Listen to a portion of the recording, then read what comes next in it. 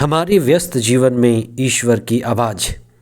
26 जनवरी हमारे लिए बड़ा महत्वपूर्ण दिन है, जब हम अपने संविधान की स्थापना का वर्षगांठ मनाते हैं।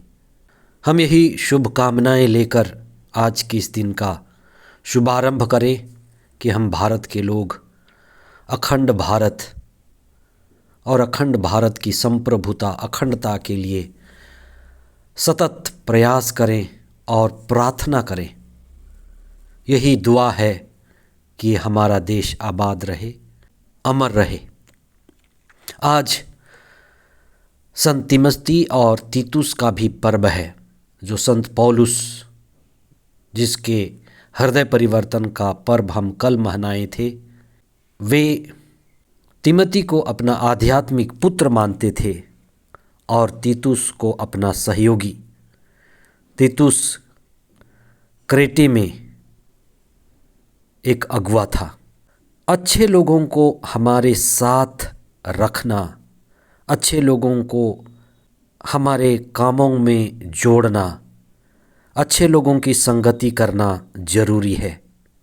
क्योंकि जब हम कोई बड़ा, ऊंचा, श्रेष्ठ और अच्छा काम करते हैं और करना शुरू करते हैं, तो यही काम उन लोगों के द्वारा आगे बढ़ता है जो अच्छे हैं।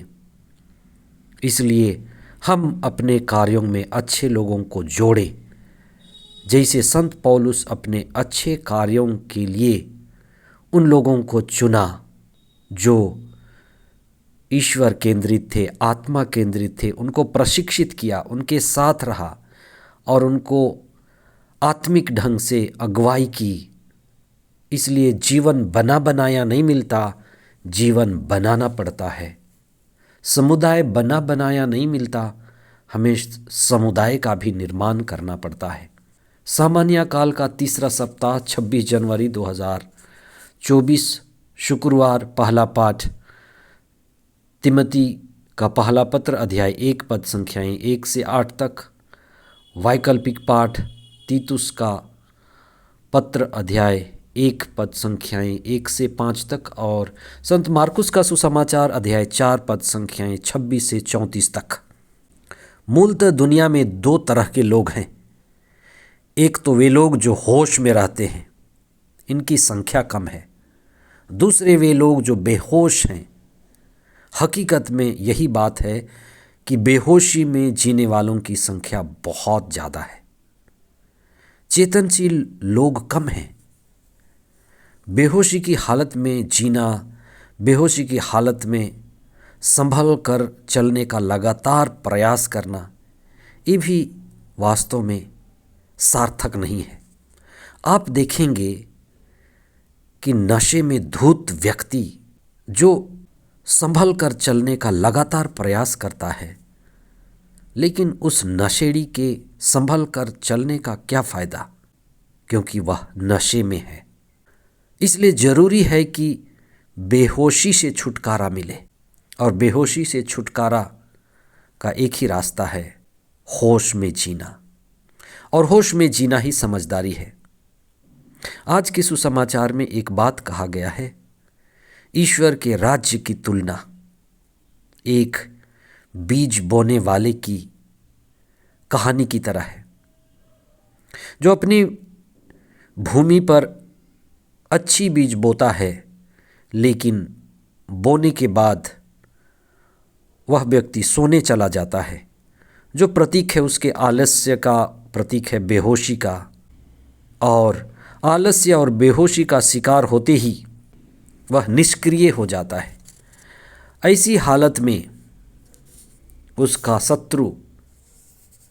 शत्रु प्रवृत्तियां हैं, रवैया हैं, हमारे काम करने का ढंग है। ये जंगली प्रवृत्ति जो हवा में है, हर जगह है, उसमें शत्रु जंगली बीज बो देता है। बोने वाला यह नहीं जानता कि बीज कैसे पनप रहा है, बढ़ रहा है, अच्छे बीज कैसे उगे, उसमें से बुरे बीज कैसे अधिक उग गए, बुरे बीजों का प्रवेश कैसे हुआ, अगर व्यक्ति सजग नहीं है, होश में नहीं है, चेतनशील नहीं है, तो सब चीज़ अनजाने ही बेहोशी में हो रहा है।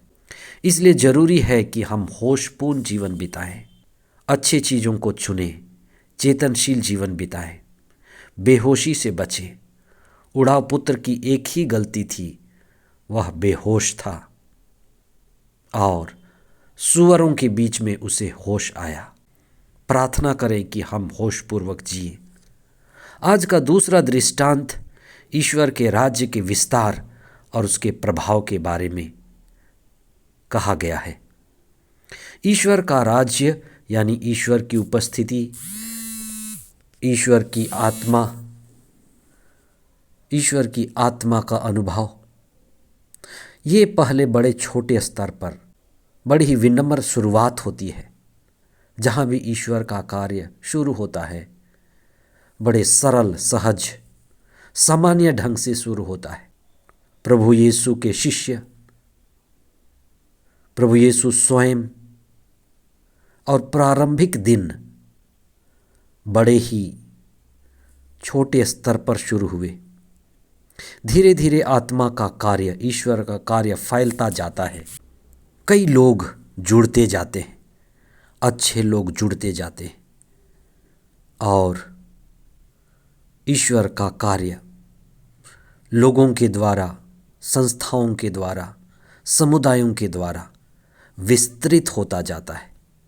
जैसे राई का एक पेड़, एक दाना काफ़ी बड़े पेड़ में परिवर्तित हो जाता है। इसलिए बहुत बार हमें लगातार प्रयास करते रहना है, कार्य जारी रखना है। ईश्वर का कार्य चलता रहे, ईश्वर का कार्य बढ़ता रहे। हम यही प्रार्थना करें, हे ईश्वर तेरा राज्य आवे। आमीन।